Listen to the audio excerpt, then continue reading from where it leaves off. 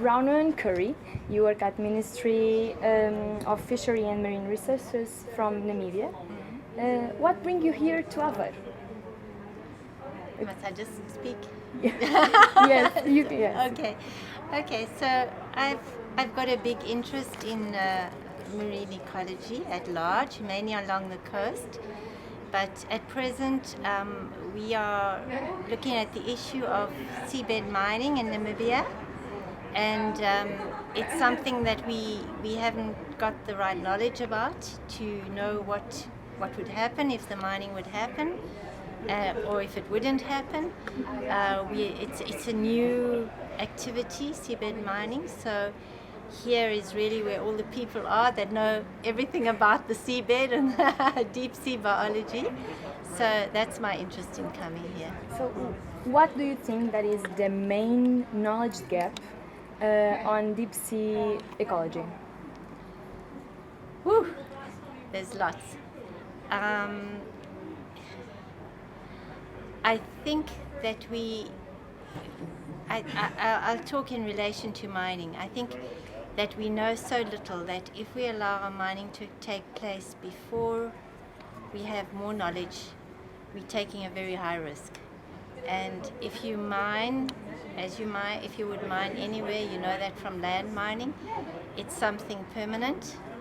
It does destroy, it takes away things. It's not just like trawling that disturbs the surface, it actually removes part of the seabed, and I think that until we know the effects in the sea are very different from land, so we can't compare it even to land, that we need to know all about what's inside the sediments from a microbial point of view. I think that's very important.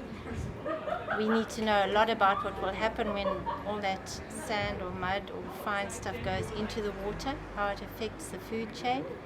We don't know that. We don't know in which direction the plumes will go, how long they will last. Will they affect the fish that are very important, as we know, for food? So we don't know all the animals that live down there. We've heard several presentations today about new discoveries all the time, the more people work on it. And we don't know if it's really worth it to mine from the sea. We know it's possible, but So we don't know. it's a big unknown subject, right? Yeah, very much, very much. So in which direction do you think that all of these researches will advance in the future? I think it's very important that science must interface with decisions by people in the country who are making decisions about whether an activity can go ahead or not. I think that scientists who are working on the deep sea or working anywhere, I think the time is gone when scientists can just sit and do their science. I think if we don't do science of the deep sea in particular, but if we don't interface with politicians, with decision makers, then we're wasting our time. It's fun, but doing the science is fun. It's not so easy to explain science to decision makers, and I think that most scientists are very arrogant. They think that everybody understands when we talk science. That's not fair. You should be able to translate your science to people on the street, or children, or people in the government, or people in society should be able to understand it, because otherwise, what are we doing it for? Just for fun. So do you think that these kind of initiatives like the symposium are facilitating that acknowledged? Very, very much.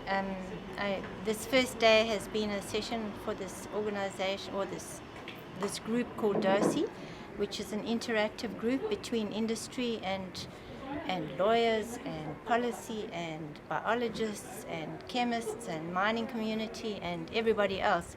And it's a really good way of doing things, and I've seen that for science in general, that's the way things are moving.